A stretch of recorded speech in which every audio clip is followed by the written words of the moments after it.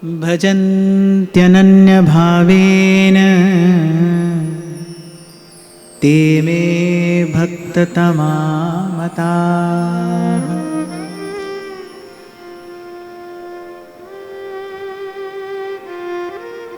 भक्त भक्ति की बात भगवान श्री उद्धव जी से कर रहे हैं।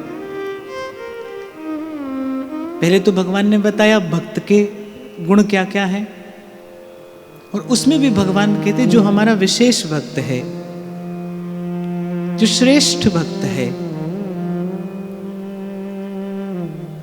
पूर्व भी हमने चर्चा की कि भक्ति मार्ग के आचार्यों ने भक्ति भाव का विश्लेषण करते हुए बताया है कि कोई भावना ऐसी है जो निम्न कोटि की है, फिर एक मध्यमा भक्ति है, एक उत्तमा भक्ति है। तो जो केवल भगवान के सुख के लिए की जाए वो उत्तमा भक्ति है। आनुकूल्येन कृष्णानुशीलनम, जो सर्वदा सर्वथा किसी अन्य अभिलाषा से रहित है, अन्य अभिलाषिता शून्यम। और यहां भगवान ने यही संकेत किया, ज्ञान कर्माद्यनावृतम।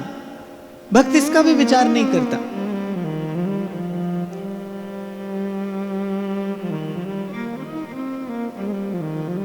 आनुकूल्येन कृष्णानुशीलनम, हमारे इष्ट को क्या प्रिय है।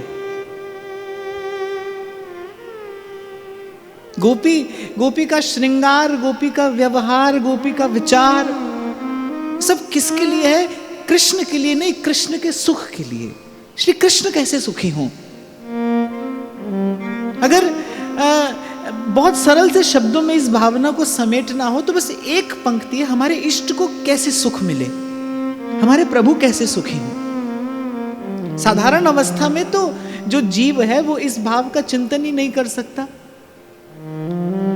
साधारण अवस्था में तो जीव यही सोचता है ना, भाई हम दीनहीन हैं और हमको भगवान से ये लेना है वो लेना है, भगवान कृपा करें तो ऐसा हो जाए, भगवान कृपा करें तो वैसा हो जाए। ये तो जब जीव आचार्य के शरणागत होता है, जब आचार्य प्रदत्त भाव उसे प्राप्त होता है। आप देखिए ना कि श्रीमद् वल्लभाचार्य महाप्रभु से मिलने से पहले सूरदास जी क्या गाते रहे? मौसम कौन कुटिल खल कामी, हो सब पतितन को राजा, हो सब पतितन को नायक। पर जैसे ही श्री महाप्रभु जी से मिलना हुआ, जैसे ही श्री महाप्रभु जी की कृपा हुई, उन्होंने अपना वरद हस्त सूरदास जी के मस्तक पर पधराया। सूरदास जी क्या गाने लगे? तेरो माई चिर जीवे गोपाल। आशीष देते हैं सूरदास जी।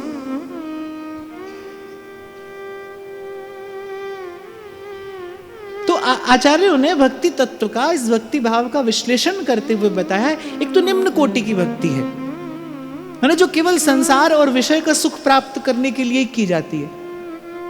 एक मध्यमा भक्ति है जिसमें अपने कल्याण की कामना है, मेरा कल्याण हो, ये मध्यमा भक्ति है।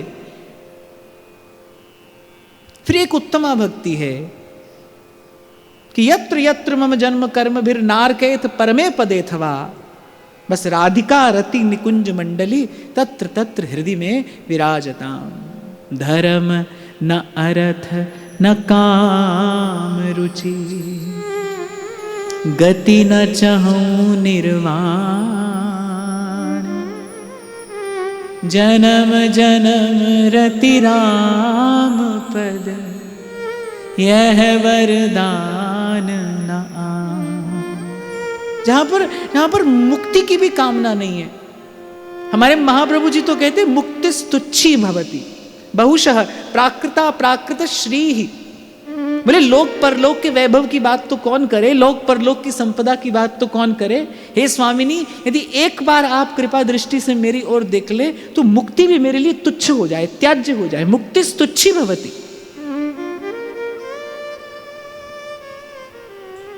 इसीलिए कल मैंने आपको कहा था, भाई बड़े ध्यान से सुनना चाहिए, भगवान किसे अपना भक्त कहते हैं। अपनी दृष्टि में तो हम सब भक्त हैं। मैं तो कई बार कहता हूं, जो पीपल को डोरा बांध रहा है उससे भी पूछो क्या कर रहा है, बोले भगवान की भक्ति कर रहा हूं। यहां वहां दर दर पर जो भटक रहा है, आज यहां कल वहां, अन्य देव देवी सकल चलत पुंज सी खोई, हमारे सेवक जी महाराज कहते हैं।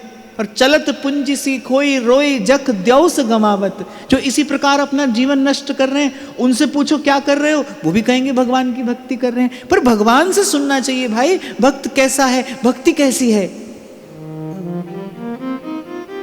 यहां भगवान बता रहे हैं कैसा होता है मेरा भक्त, कौन कौन से गुण किसी को भक्त बनाते हैं, और फिर भक्ति भी कैसी, उत्तमा भक्ति, श्रेष्ठ भक्ति, जिसमें केवल अपने इष्ट और आराध्य के सुख का विचार हो।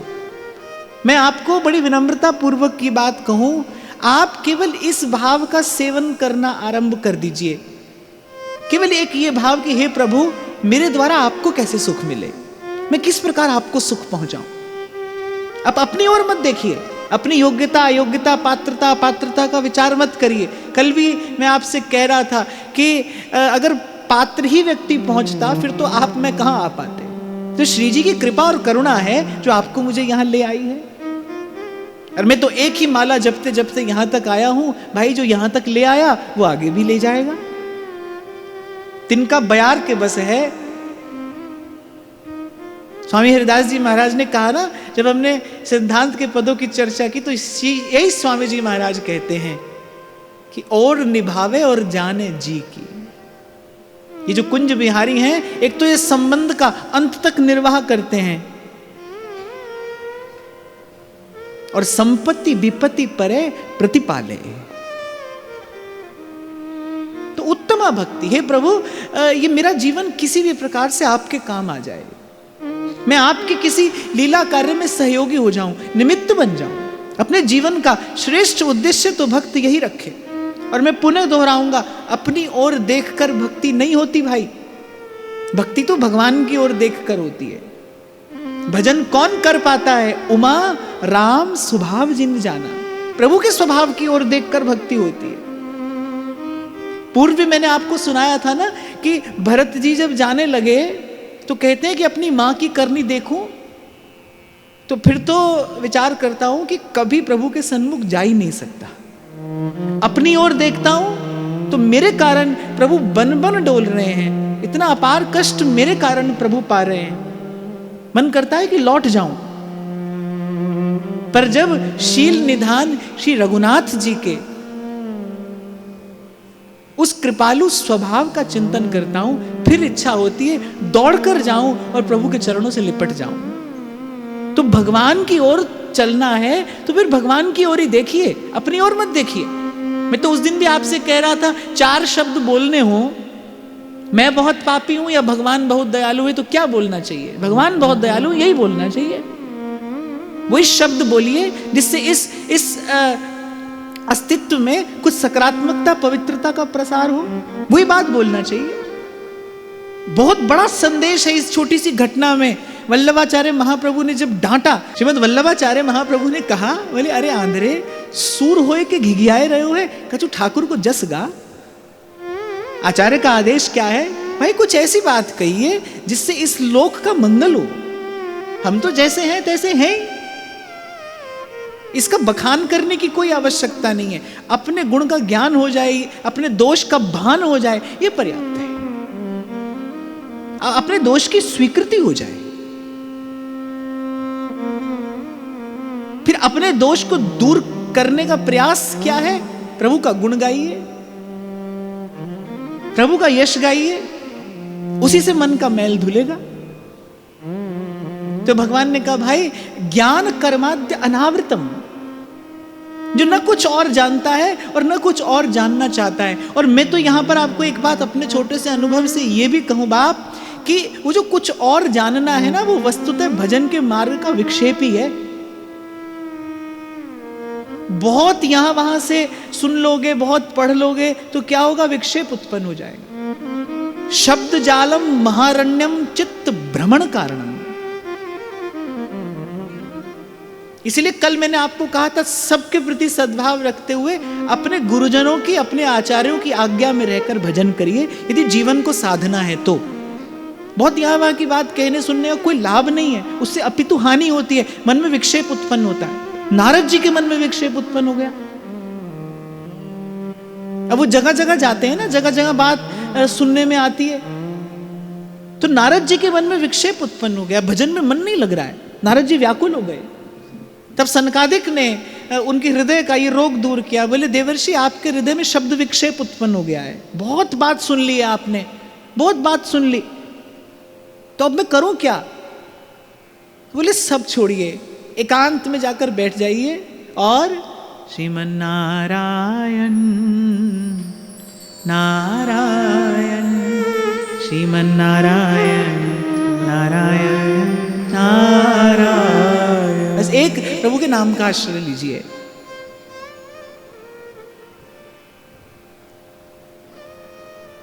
नामदेव जी के पास जब जनाबाई आई तो नामदेव जी ने कहा, अब मैं तुम्हें क्या शास्त्र पढ़ने के लिए कहूं, तुम पढ़ना ही नहीं जानती,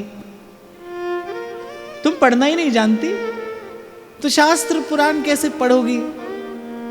फिर नामदेव जी ने विचार किया, अच्छा है, अच्छा है, सब शास्त्र पुराणों का सार क्या है? भले पांडुरंग का नाम है, विठ्ठल विठ्ठल विठ्ठला माझा पांडुरंग विठ्ठला। नामदेव जी ने कहा कि विठ्ठल विठ्ठल नहीं कहना, मेरे विठ्ठल कहना। बोले जितना सब कुछ कहा सुना गया है और कहा सुना जाएगा, सबका सार क्या है? जहां लगी साधन वेद बखानी, सबका फल क्या है? सब कर फल हरि भगति भवानी। गोस्वामी जी यही कहते हैं, सब कर मांगूं एक फल राम चरण रति हो। हमारे ध्रुवदास जी कहते हैं, सकल बात घटते घटों मन की वृत्ति अनेक, वृंदा विपिन विहार रस यह बढ़ो उर एक। यहां भगवान ने जिन अनन्य भक्तों की बात कही है ना, उन अनन्य भक्तों का दर्शन यही वृंदावन में होता है। भगवत रसिक देव कहते हैं, परमारथ व्यवहार बनो के ना बनो, बस अंजन है मम नैन सदा भगवत सनो, देहु दया कर दान न बिसरऊं केली को, भगवत बलित तमाल बिलोको बेली को।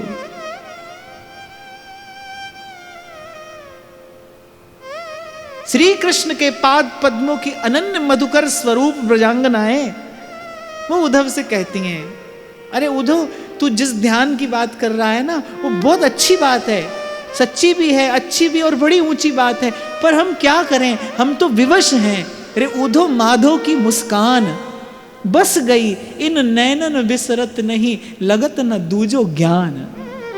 बोले श्याम सुंदर की मुस्कान इस प्रकार हमारे हृदय में बस गई है, वो रेखा की भांति ऐसे खिंच गई है कि अब वो हमारे मन से नहीं निकलती।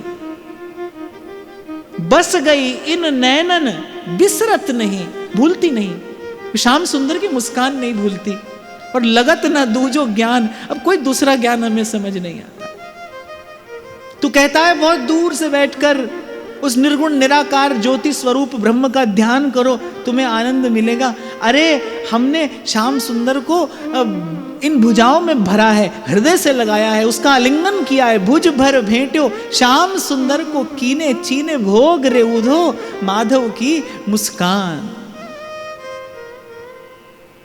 जाहे लागी लगन घनश्याम, यही बात यहां भगवान कह रहे, वो मेरा उत्तम भक्त है, ना कुछ और जानता है ना जानना चाहता है, उसे खबर नहीं है किताब में क्या लिखा है क्या नहीं लिखा है, वो ना जानता है ना जानना चाहता है। नामदेव जी ने जनाबाई से कहा, बहुत अच्छा है, तू पढ़ना लिखना नहीं जानती, पढ़ लिख कर तो जाने क्या क्या अपनी बुद्धि में इकट्ठा कर लेती।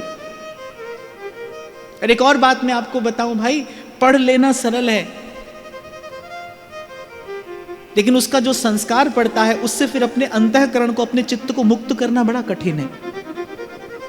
ये जो हमारे यहाँ गुरुजनों ने, आचार्यों ने अनन्यता की बात की है, किस लिए की है? ऐसा नहीं कि कोई दूसरा हमसे हीन है, हम श्रेष्ठ हैं, इसलिए नहीं की है कि अनावश्यक कुछ भी हम ग्रहण न कर बैठे।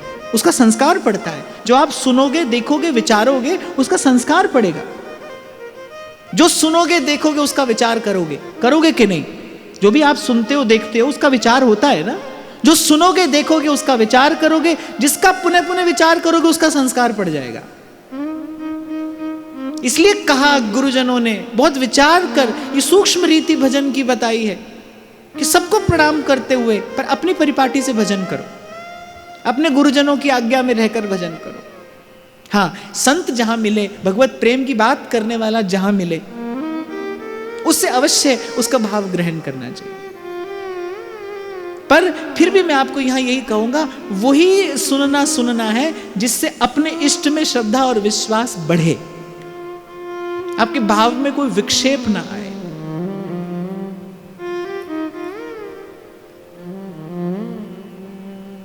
तो भगवान कहते भाई वो धर्म का विचार नहीं करता, स्वर्ग ना इच्छे और नरक ना डरे। नरक से उसे भय नहीं है, स्वर्ग की उसे इच्छा नहीं है। जहां ले चलोगे वहीं मैं चलूं। जैसे मैंने आपको अभी बताया ना, निम्न भावना भक्ति की कौन सी है?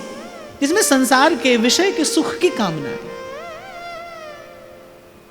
फिर उससे कुछ श्रेष्ठ है जिसमें मुक्ति की कामना है, कल्याण की कामना है। पर उत्तम भावना कौन सी? जिसमें अपने कल्याण की भी कामना नहीं। भक्त कुछ नहीं कहता प्रभु यहां रखिए वहां रखिए, जहां रखिए बस आपका स्मरण बना रहे, आपकी याद बनी रहे। बस मेरे नाथ मैं आपको भूलूं नहीं, मैं आपको भूलूं नहीं। ये जो स्मरण भक्ति है, सुमिरन, प्रभु की याद बनी रहे, कहीं भी रहिए। और भक्तों ने सन्मुख खड़े भगवान को देखकर यही मांगा, हे प्रभु आपका स्मरण बना रहे। तो भगवान ने कहा वही उत्तम भक्त है जिसके मन में अपने कल्याण की भी कामना नहीं है। देखो भगवान के काम के तभी हैं हम जब रिक्त चित्त हो हमारा, तभी भगवान अपना भाव भरेंगे, तभी भगवान अपना संकल्प हमारे हृदय में प्रतिष्ठित करेंगे। जब तक अपना संकल्प है, जब तक अपनी इच्छा है, तब तक हम भगवान के किसी काम के नहीं।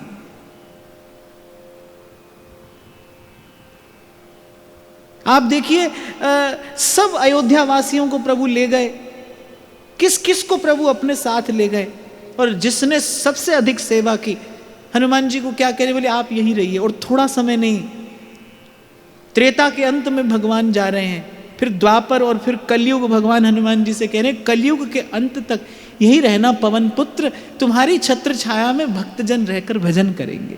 साधु संत के तुम रखवारे, हमारे भक्तों की रक्षा करने के लिए तुम रहना।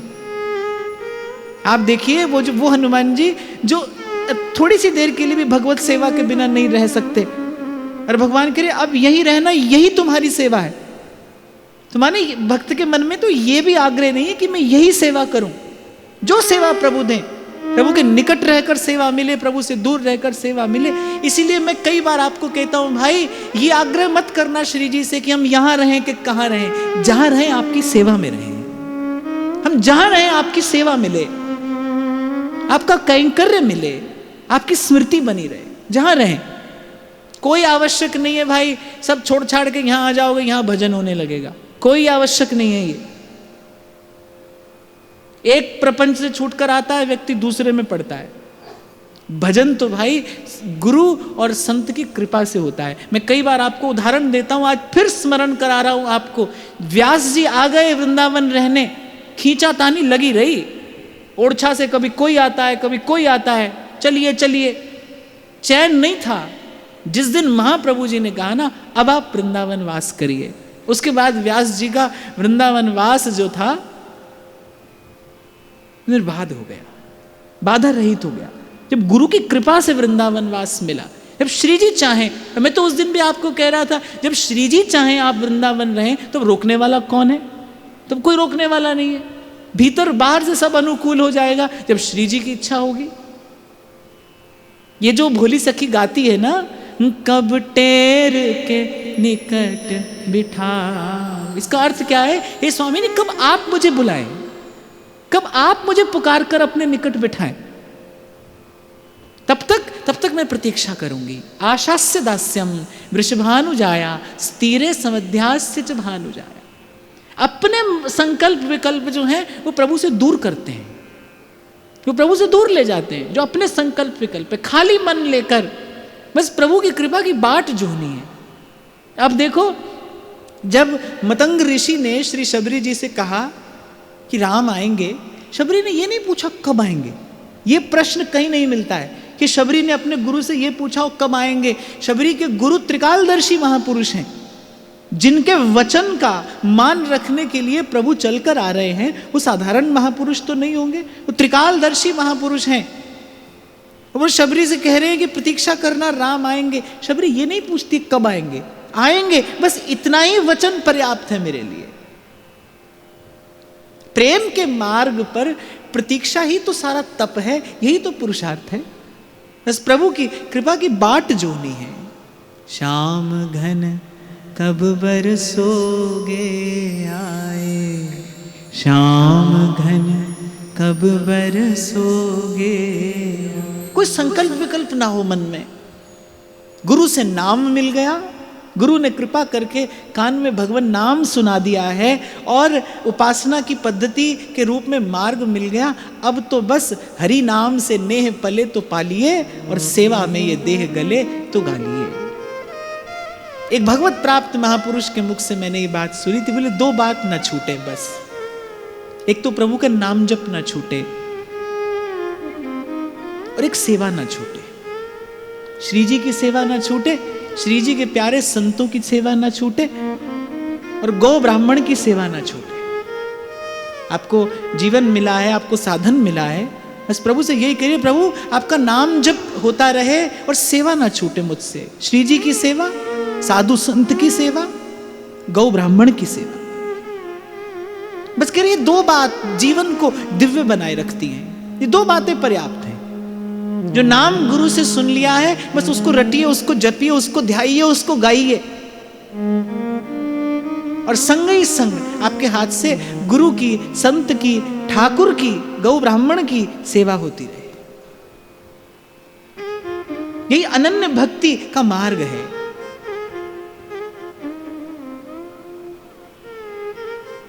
हाँ, इतना जरूर मैं आपको कहता हुआ आगे बढ़ूंगा कि नाम जप करना, पर मैं कई बार आपको कहता हूं कि कृष्ण कृष्ण जपते हो तो मेरे कृष्ण कहना। प्रभु में आत्मीयता बढ़े, प्रभु में अपनापन बढ़े। देखो, ये जो संसार से अपनेपन का हमें अभ्यास हो गया है ना, अभी मैं आपको कह रहा था, जो कहोगे सुनोगे उसका विचार होगा और जिसका पुनः पुनः विचार होगा, जिसका पुनः पुनः चिंतन होगा, अंतःकरण में, चित्त में उसका संस्कार पड़ेगा। बार बार संसार को मेरा मेरा कहा है ना, मेरी माँ, मेरा पिता, मेरा भाई, मेरा पति, मेरी पत्नी, मेरा बंधु, मेरा सामान, मेरा बंगला, मेरी गाड़ी, मेरी कुर्सी, बार बार संसार को मेरा मेरा मेरा कहा है ना, बार बार उसका चिंतन किया है, तो इसका संस्कार पड़ गया है। अब ये जो संसार का संस्कार है, ये किसी भी विधि, ये संसार की कोई क्रिया करने से छूट नहीं सकता है, ये जा नहीं सकता है, तो और गहरा होगा, और गहरा होगा। केवल एक प्रभु का नाम है, प्रभु की लीला कथा है, प्रभु के प्यारे संत हैं जो इस संस्कार से, इस चिंतन से आपको मुझे मुक्त करा सकते हैं। तो मेरा मेरा कहकर संसार को अपना कर लिया। आप देखो, विचारो, जो अपना है नहीं और अपना हो नहीं सकता, जड़ चेतन ही ग्रंथि पर गई। संसार अपना है नहीं, हो नहीं सकता। जिसको आप मेरा कहते हो, झूठ कहते हो। वो मेरा है भी नहीं और मेरा हो भी नहीं सकता, होने की कोई संभावना भी नहीं है। पर देखो, कहते हैं कि एक झूठ भी 100 बार कहा जाए तो सच लगने लगता है, वो सत्य लगने लगता है। आज हमको सच लगने लगा ये झूठ, संसार अपना लगने लगा कि नहीं लगने लगा? अरे ये तो अपना नहीं है, फिर अपना लगने लगा। प्रभु तो अपने हैं, वो तो अपने ही है, उनके अतिरिक्त कोई अपना है नहीं। मीरा कहती है, महाराज जन्म जन्मरा साथी। मीरा बाई साहब यही गाती है, महाराज जन्म जन्मरा साथी और थाने ना विसारू दिन राती। प्रभु तो अपने हैं, संसार अपना नहीं है। बार बार विचार कर अपना लगने लगा है, पर प्रभु तो अपने हैं। इस सत्य का पुनः पुनः विचार करोगे तो जीवन आनंद से भर जाएगा। मेरे प्रभु, मेरे प्रभु। श्री स्वामी रामसुखदास जी महाराज तो अपने जीवन के अंतिम दिनों में जब प्रवचन किया करते थे तो बड़ी थोड़ी सी बात कहते थे और उसके बाद कहते थे, भैया काम की बात यही है, प्रभु से बार बार कहो मेरे नाथ मैं आपको भूलूं नहीं, मैं आपसे दूर ना रहूं, आप मुझसे दूर ना रहें, बस भूलूं नहीं आप।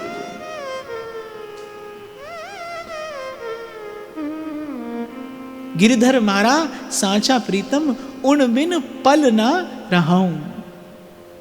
कितनी सुंदर बात मीराबाई सा कहती हैं, जहां बिठावे तहां मैं बैठूं, बेचे तो बिक जाऊं। जहां बिठावे तहां मैं बैठूं, बेचे तो बिक जाऊं। मेरी उनकी प्रीत पुरानी, मेरी उनकी प्रीत पुरानी, उन बिन पल न रहा। माई मैं तो गिरिधर के घर जाऊं, माई मैं तो गिरिधर के घर जाऊं। तो इस प्रकार अनन्य भक्त का लक्षण बताकर फिर उद्धव जी ने पूछा, है प्रभु आप मुझ पर बड़ी कृपा कर रहे हैं, अब मुझे ये भी बताइए कि जिस भक्ति से आप रीझते हैं, जिस भक्ति से आप प्रसन्न होते हैं, उस भक्ति की प्राप्ति कैसे होती है, कैसी है वो भक्ति। अर्थात उद्धव जी ये पूछ रहे हैं भक्त क्या करे, उस भक्ति को प्राप्त करने वाले को क्या करना चाहिए, जिसे ऐसी भक्ति प्राप्त करने की इच्छा हो वो क्या करे, कैसी उसकी चेष्टा हो, कैसी उसकी क्रिया हो, कैसा उसका भाव हो, कैसा उसका चिंतन हो। तो फिर भगवान कहते हैं, मल्लिंग मद भक्त जन दर्शन स्पर्शनार्चनम परिचर्या स्तुति प्रभव गुण कर्मानुकीर्तनम। सबसे पहले भगवान क्या कह रहे हैं कि मल्लिंग मदभक्त जन दर्शन स्पर्शनार्चनम। अब यहां भगवान इस प्रकार की भक्ति कैसे प्राप्त हो, ये रहस्य उद्धव जी के सामने उद्घाटित कर रहे हैं। भगवान ने सबसे पहला कहा कि जो मेरे श्री विग्रह हैं, जो भगवत विग्रह है, जो आचार्यों ने जिनमें प्रेम प्रतिष्ठा करके जिन्हें इस लोक के मंगल के हेतु प्रतिष्ठित किया है, सबसे पहले भगवान करें उनका दर्शन करें, उनका चरणामृत और प्रसाद ग्रहण करें, उनका अर्चन करें। लेकिन भगवान ने यहाँ केवल अपने विग्रह की बात नहीं की, भगवान ने कहा मेरा और मेरे भक्त का। एक तो जो मंदिर में भगवान का श्री विग्रह है, देखो जो मंदिर में विग्रह है वो भगवान का प्रतीक है। भगवान ने कहा मल्लिंग, लिंग का अर्थ होता है प्रतीक, चिन्ह। जैसे हम शिवलिंग कहते हैं ना, जो शिव का चिन्ह है, शिव का प्रतीक है। तो सबसे पहली बात तो भगवान ने ये कही, क्या करे, दीजो वृंदावन वास, निरखूं श्री राधा वल्लभ नाथ। सबसे पहले तो दर्शन करिए। ये जो वृंदावन में राधा वल्लभ, राधा रमण, कुंज बिहारी, जो आचार्यों ने प्रेम प्रतिष्ठा की है इनकी, निकस कुंज ठाड़े भये भुजा परस्पर अंश, प्रियालाल कुंज से निकल कर आए हैं, किस लिए, आपको मुझे दर्शन देने के लिए। आचार्यों ने उसी स्वरूप की प्रतिष्ठा की। निकस कुंज ठाड़े भये भुजा परस्पर अंश, राधा वल्लभ मुख कमल, निरख नयन हरिवंश। जो आचार्यों ने उपासना पद्धति प्रदान की है, उस भावना से भावित होकर सबसे पहले दर्शन करें। कई बार वैसे तो इस विषय पर हमने चर्चा की कि भाई वृंदावन वास का सुख क्या है। वृंदावन वास का सुख है राधा वल्लभ कुंज बिहारी का दर्शन हो,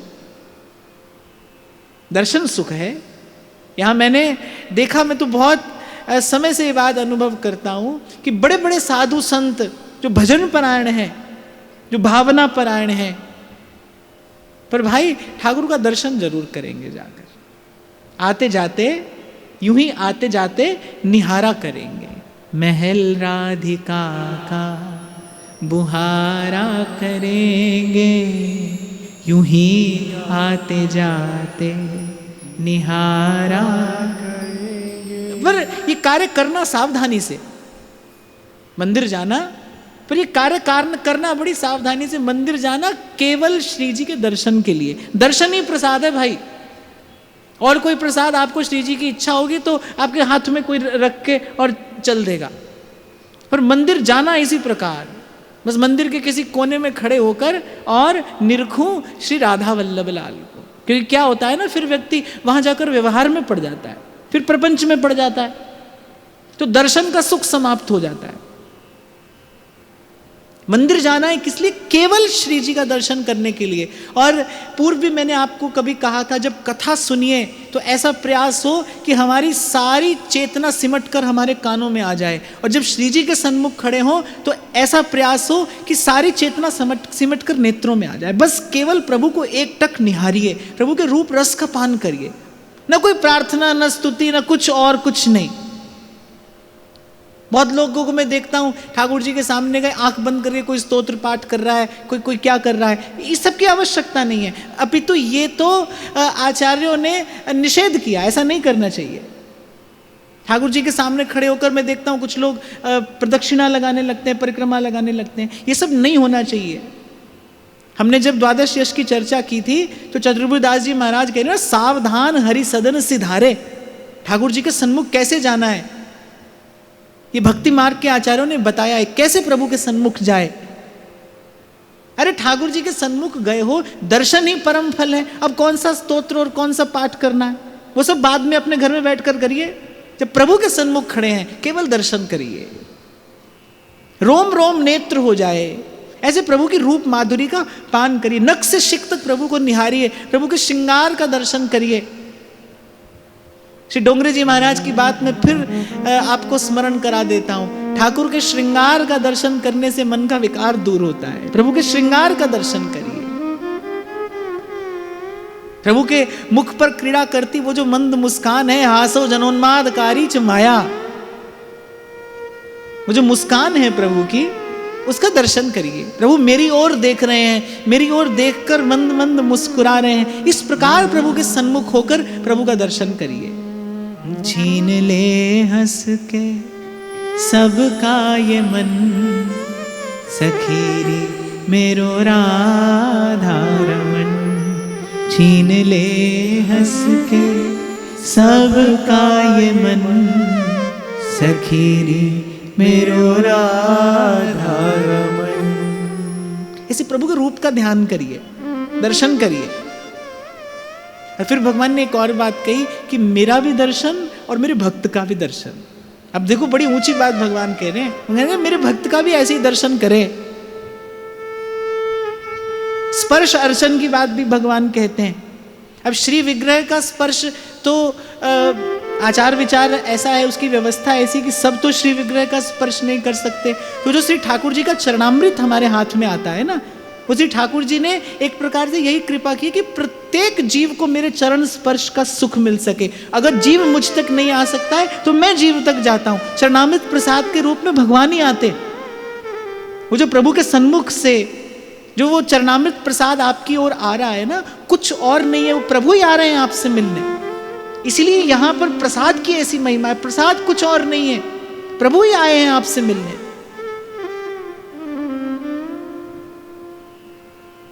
तो इस प्रकार श्री विग्रह का स्पर्श किया जाता है प्रसाद के माध्यम से। लेकिन भगवान कह रहे हैं यदि मेरा भक्त मिल जाए तो फिर भगवान कह रहे हैं अगर उसकी अनुकूलता हो तो उसकी चरण धूलि अपने मस्तक पर धारण करे, उसकी चरण धोवन धारण करे। इस प्रकार मेरे विग्रह की और मेरे भक्त की अर्चना करे, ऐसा भगवान आज्ञा कर रहे हैं उद्धव जी से। अगर किसी को ये पवित्र भक्ति, ये उत्तमा भक्ति प्राप्त करनी है तो मेरे विग्रह की सेवा करे, मेरे भक्त का दर्शन करे। दरस परसते, भक्त के दर्शन और स्पर्श से जीव निष्पाप होता है, संत के स्पर्श से जीव निष्पाप होता है। ये बात तो मैं आपको अपने अनुभव से बता रहा हूं। अनेक अनेक साधन करने से जो नहीं होता वो संत के कृपा भरे स्पर्श से हो जाता है। पर जब ये संत की कृपा से सहज में प्राप्त हो, अब ऐसे संतों के पीछे नहीं पड़ जाना, हमारे सर पे हाथ रख दो, सर में हाथ रख दो, ऐसे नहीं होता है ये। कभी संत अपनी सहज कृपा से आपको ये प्रसाद प्रदान कर दे। और स्पर्श केवल हाथ से ही नहीं किया जाता। जैसे मैंने आपको कहा ना कि प्रसाद और चरणामृत के रूप में भगवान ही आ रहे हैं आपके पास, ऐसे संत कभी कभी आपको अपने विचार से भी तो स्पर्श करता है, संत कभी कभी आपको अपने शब्द से भी स्पर्श करता है, संत कभी आपको अपनी दृष्टि से भी स्पर्श करता है। हाँ, पर एक बात पक्की है भाई कि संत के स्पर्श से जीव निष्पाप होता है। पारस में और संत में बड़ो अंतरो जान, वो लोहा कंचन करे, ये कर दे आप समान। धन्ना भगत की कथा में आपने सुना ही होगा कि ठाकुर जी सब काम कर रहे थे पर हृदय से नहीं लगा रहे थे।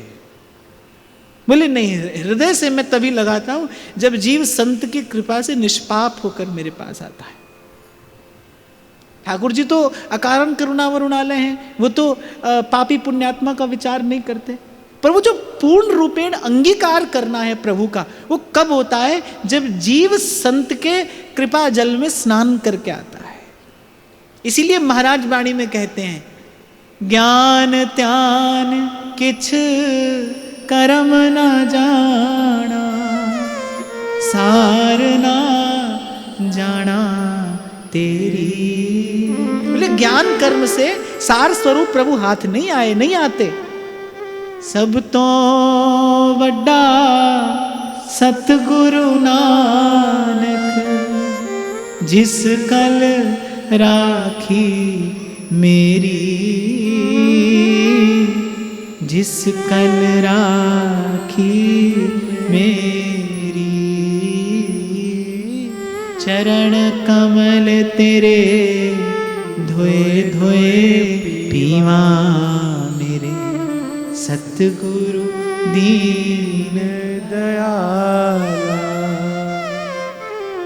आपको स्मरण हो, पूर्व भी मैंने आपको एक बार ऐसा संकेत किया था कि श्रीमद् भागवत में ही ऐसा संकेत मिलता है कि जो संत जनों के चरण हैं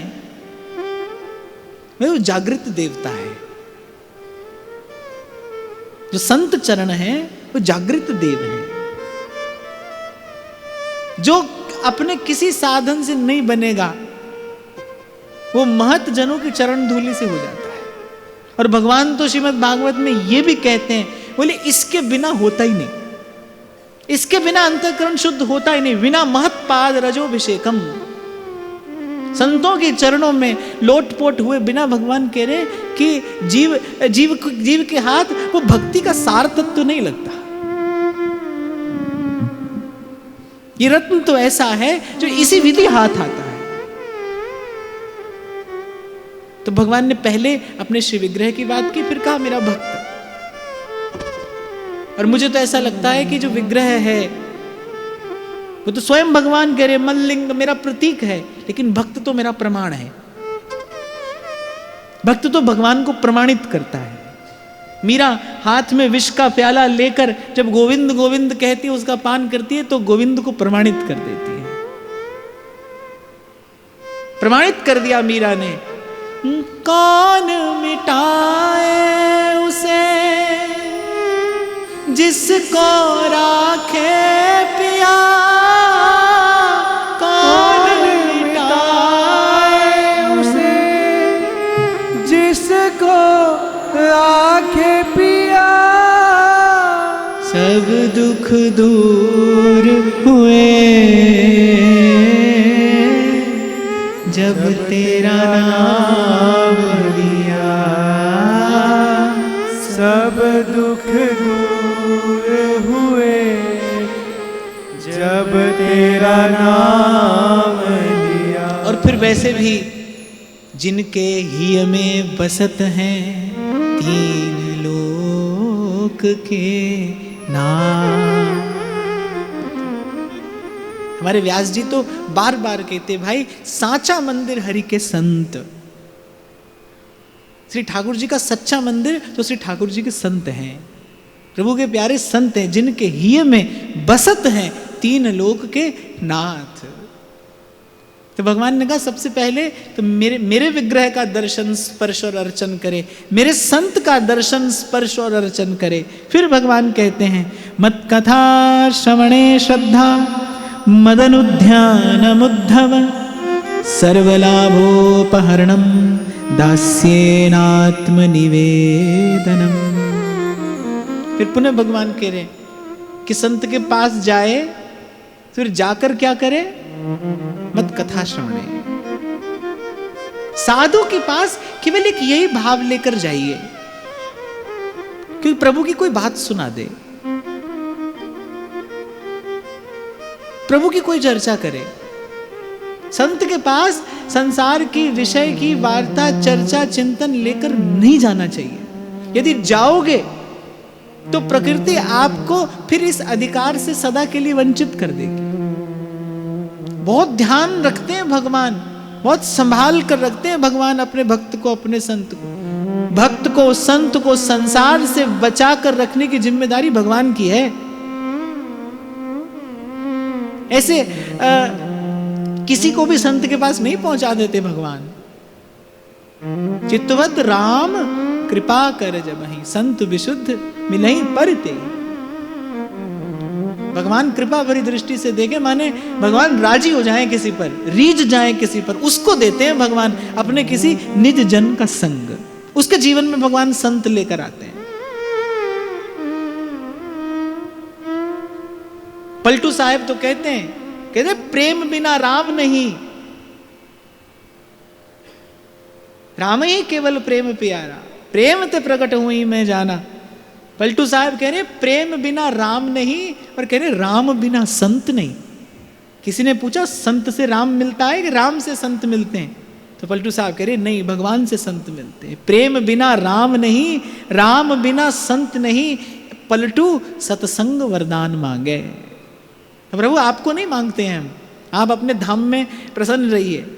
पलटू सत्संग वरदान मांगे, आपके किसी प्यारे संत का संग मिले हमें। उसके बिना जीवन का कोई मोल नहीं, उसके बिना जीवन की कोई सफलता नहीं। तो संत के पास जाए, एक ही भाव लेकर जाए, भगवत परक जिज्ञासा लेकर जाए। यदि ऐसा नहीं हुआ और बार बार किसी संत के पास आप संसार की चर्चा लेकर गए, विषय की कोई वार्ता लेकर गए, तो क्या होगा, प्रकृति आपको इस सुख से वंचित कर देगी। और ये बात मैं आपको बड़े विश्वास पूर्वक कह रहा हूं। भगवान बहुत संभाल कर रखते हैं अपने संत को।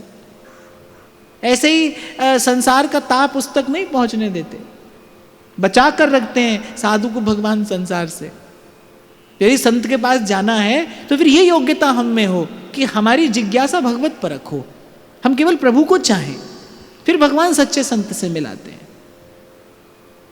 नहीं तो भाई देखो संसार में आज क्या हो रहा है, जीव कहां कहां भटक रहा है, कैसा खेल आपको देखने को मिल जाएगा। आज भगवान के नाम पर, कथा के नाम पर, सत्संग के नाम पर भी देखो बाहर क्या क्या हो रहा है। जीव भटकता है और भटकता ही रहेगा, और दो पाटन के बीच में साबत बचाना कोई। बड़ा कठिन है भाई, ये बड़ा कठिन है। जब हमारा लक्ष्य पवित्र होता है तब भगवान साधु से मिलाते हैं। तो फिर भगवान कह रहे मत कथा श्रवणे श्रद्धा मदनुध्यानमुद्धव, श्रद्धा से मेरी कथा का श्रवण करे और फिर मेरा ध्यान करे।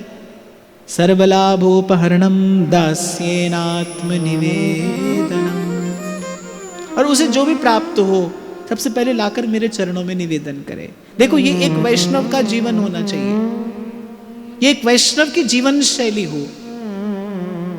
कोई भी वस्तु प्रभु को निवेदन किए बिना ग्रहण ना करे। इसी प्रसंग के आरंभ में जब हमने प्रसाद की चर्चा, प्रसाद की महिमा की चर्चा की थी, तो श्री उद्धव जी ने भगवान से यही कहा ना, आपके प्रसाद के बल पर हमने माया को जीत लिया है, केवल आपके प्रसाद के बल पर। आज भगवान अपने मुख से ये बात कह रहे हैं, भाई हमारा भक्त जो अपने जीवन में प्रसाद के अतिरिक्त कुछ ग्रहण ना करे।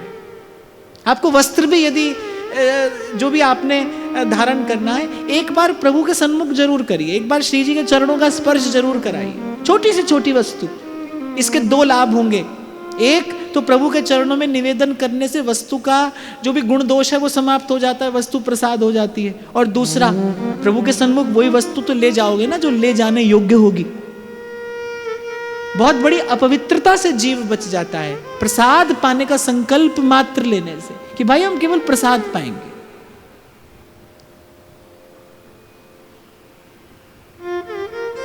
श्री ठाकुर जी से कुछ छुपाव दुराव न रखिए, छुपा कर नहीं रखिए प्रभु से कुछ, ये प्रभु को अच्छा नहीं लगता।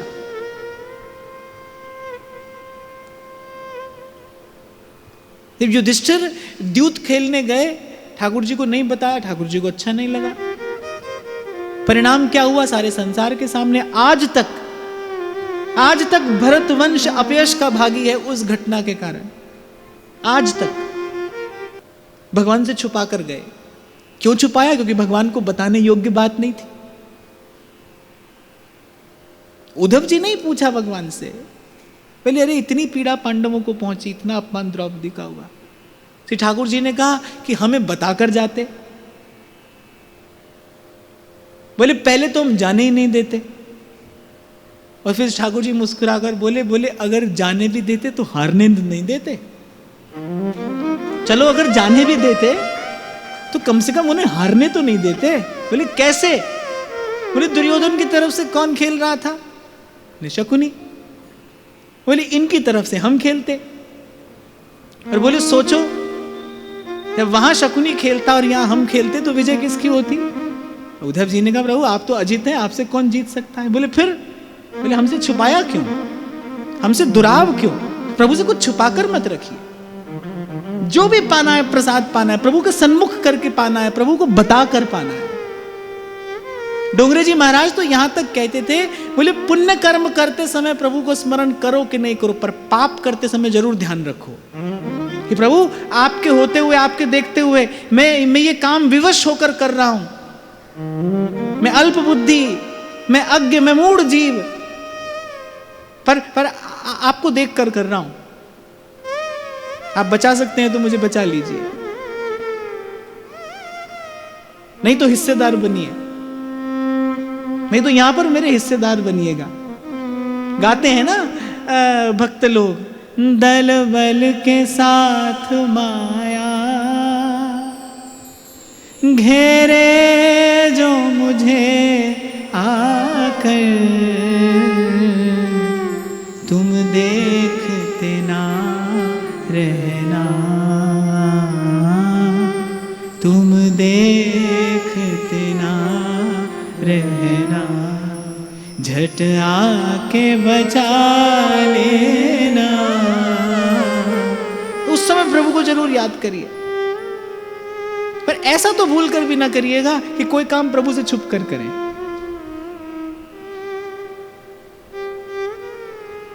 छोटा बड़ा भला बुरा जो है, तभी तो सूरदास कहते हैं जो हम भले बुरे सोते। हे प्रभु भले बुरे जैसे भी हैं आपके ही हैं, आपके सामने हैं। तो यहां भगवान कह रहे हैं सर्व लाभोपहरणम, जो भी संसार में मिले उसे मुझसे पहले मुझे निवेदन करे। किस लिए? प्रभु कहते हैं ताकि वो गुण और दोष दोनों से मुक्त हो जाए, वो शुभ अशुभ दोनों से मुक्त हो जाए, वो प्रसाद हो जाए। नहीं तो जीव अनंत काल तक फिर इसी संसार के दुष्चक्र में पड़ा रहेगा।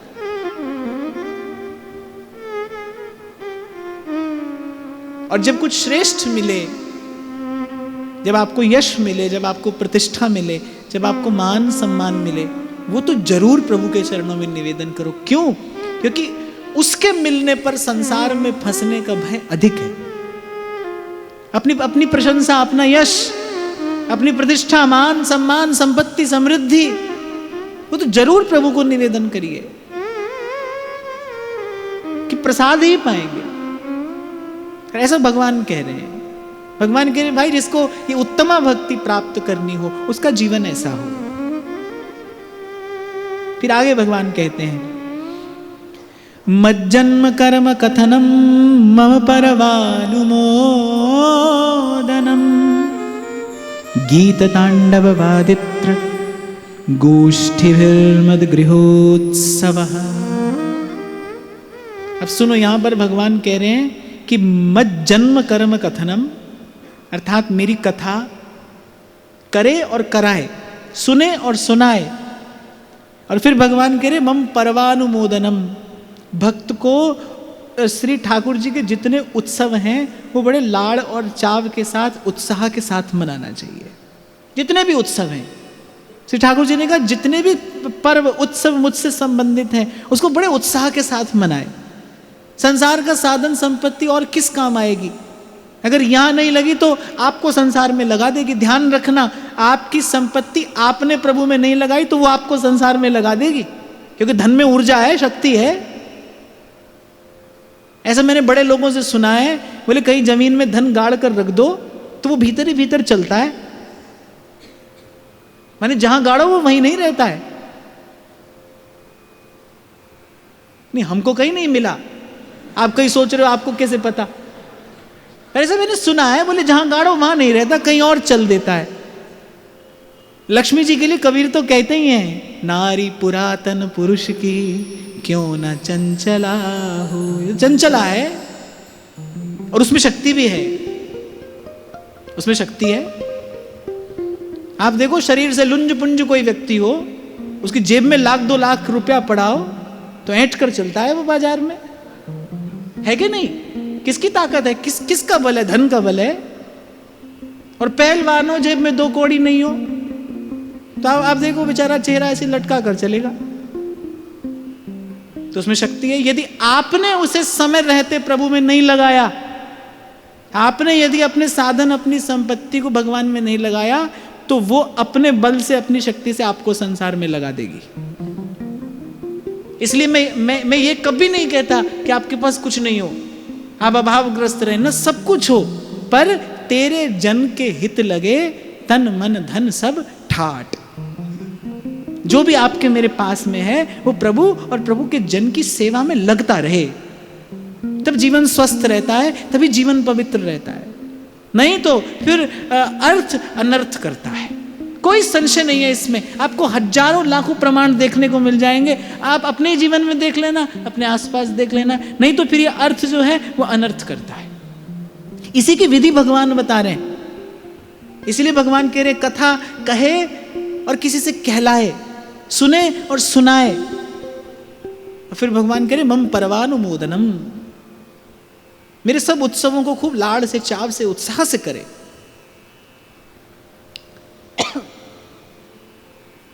फिर भगवान कह रहे गीत तांडव वादित्रन गोष्ठीभिर्मित गृहोत्सव। गीत तांडव वादित्र अर्थात मेरे मंदिर में, मेरे प्रांगण में गीत के द्वारा, संगीत के द्वारा, सुंदर सुमधुर वाद्य यंत्रों के द्वारा मेरी सेवा करे। हम बड़े सौभाग्यशाली हैं कि हमको हमारे आचार्यों ने ऐसी सुरीति प्रसाद स्वरूप दी है। हमारे यहाँ कुछ भी हो पर समाज अवश्य होगा। श्री ठाकुर जी को समाज जरूर सुनना है, राग और भोग अवश्य होगा। माने ऐसे रूखी सूखी बात बात की सेवा नहीं है, राग भी है और भोग भी है। सुंदर से सुंदर, श्रेष्ठ से श्रेष्ठ नैवेद्य भी प्रभु को निवेदन किया जाएगा, और साथ साथ में गीत संगीत आदि की व्यवस्था भी होगी। और ये बात भगवान अपने मुख से कह रहे हैं, ये करना चाहिए, ये वैष्णवी परिपाटी है।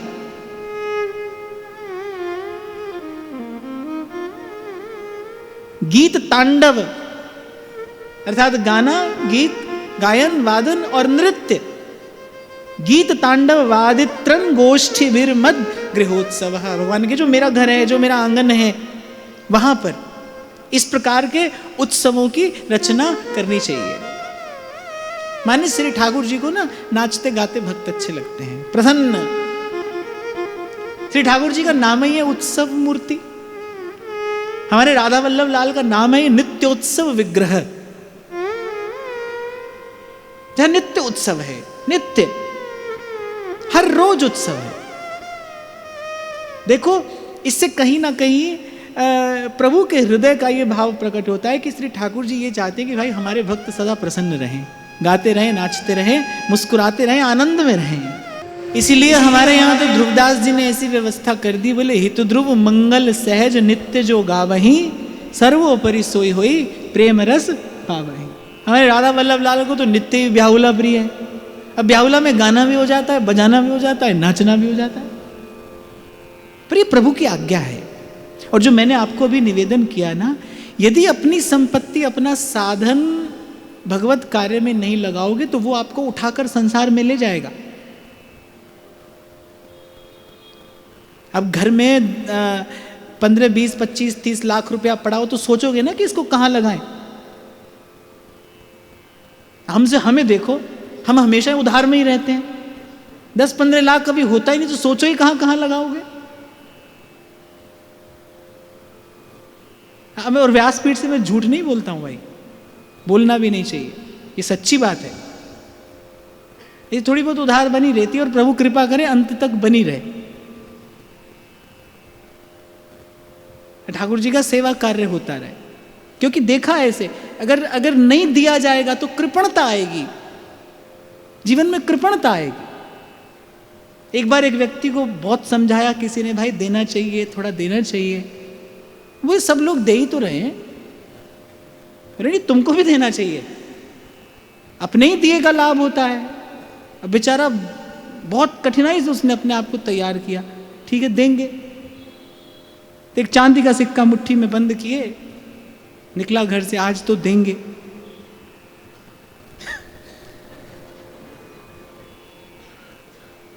अब मुट्ठी कसी है, अब आज तो दे ही रहे हैं, अब दे ही देंगे। अब बहुत विचार किया, अब क्या ममता, क्या मोह, अब तो ये दे ही देंगे।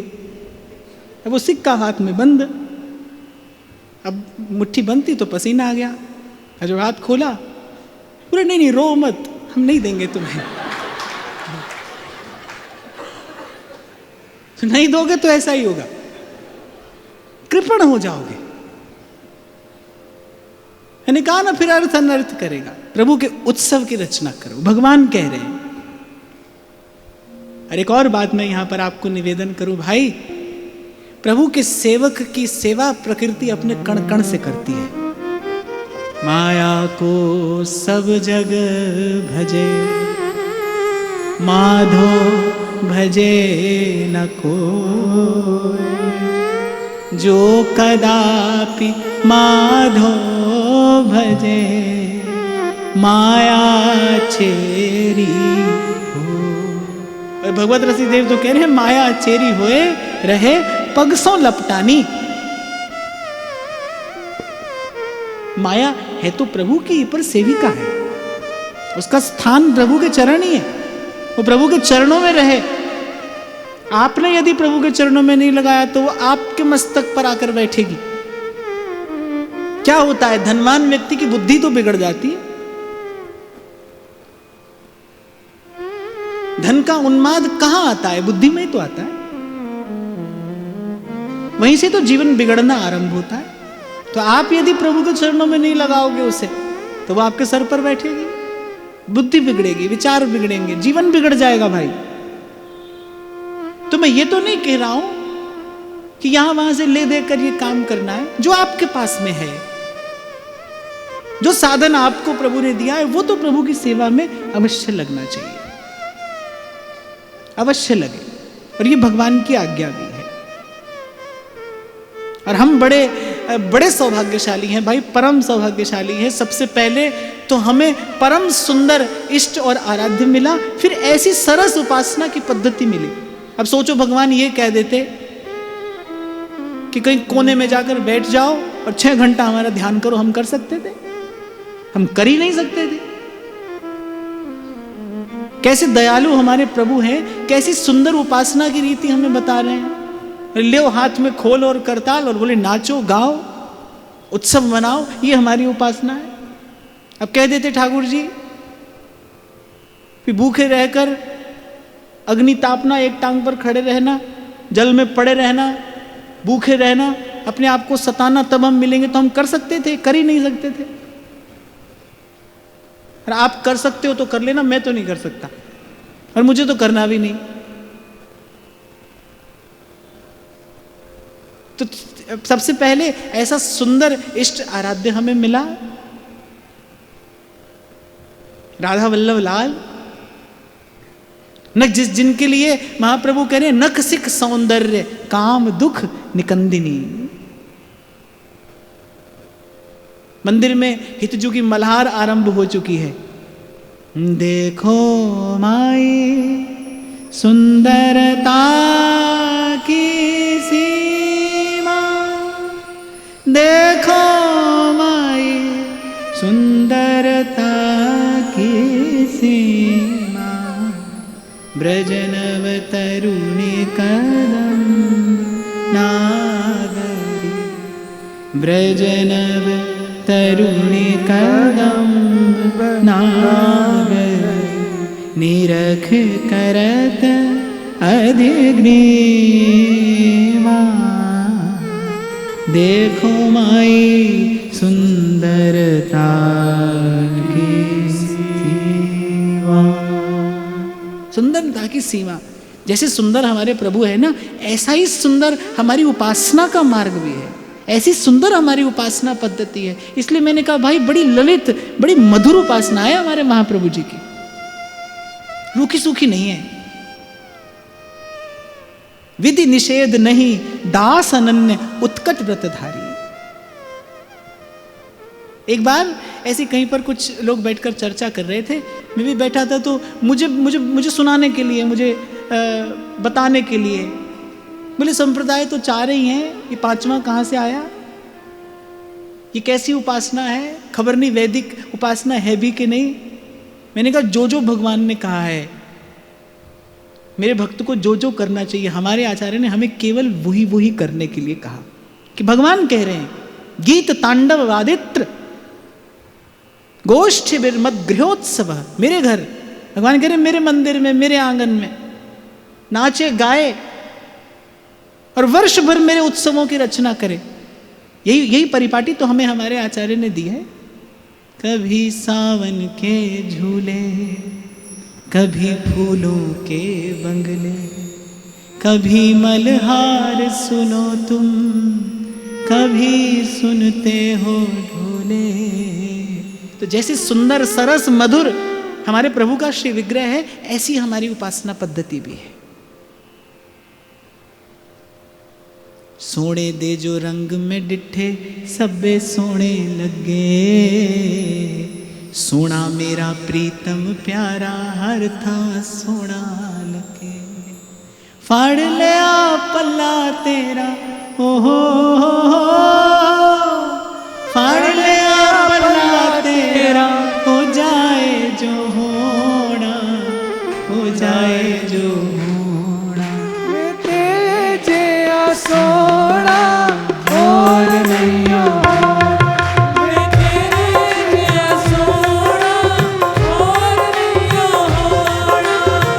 आप ही गाओ।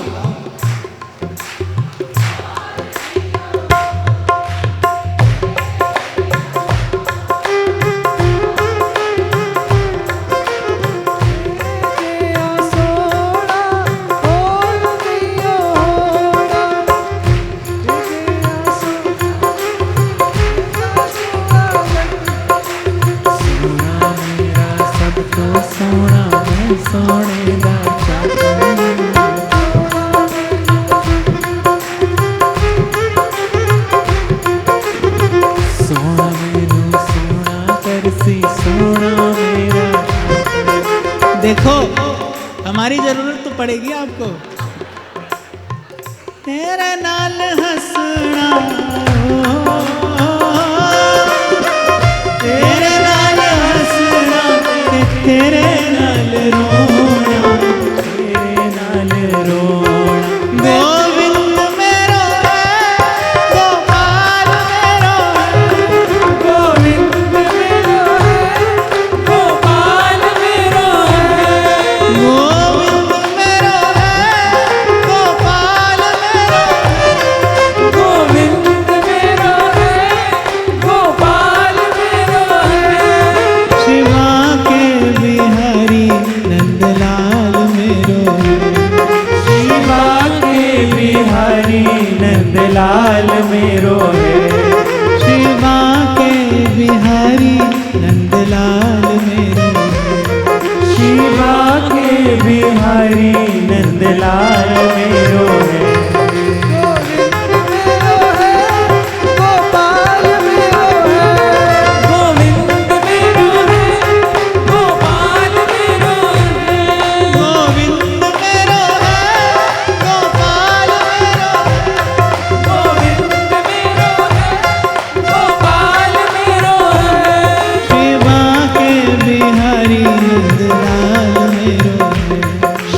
शिवा के बिहारी नंद लाल मेरो है, शिवा के बिहारी नंदलाल मेरो है, शिवा के बिहारी नंद लाल मेरो है, गोविंद मेरो है, गोपाल मेरो है।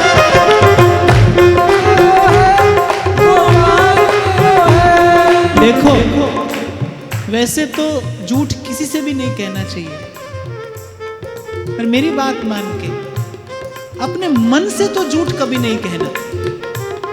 अपने मन से सदा सत्य कहना कि तेरा श्री कृष्ण के सिवा और कोई नहीं, हमारा प्रभु के अतिरिक्त और कोई। अब संसार में तो भाई व्यवहार है, जैसा आपको ठीक समझे आप करें। मैं तो कह रहा हूं सत्य कभी ना कहिए, किसी से ना कहिए, पर अपने मन से तो कभी ना कहिए। अपने मन से सदा यही सत्य कहिए, तेरा श्री कृष्ण के अतिरिक्त और कोई नहीं। गोविंद गोपाल गोविंद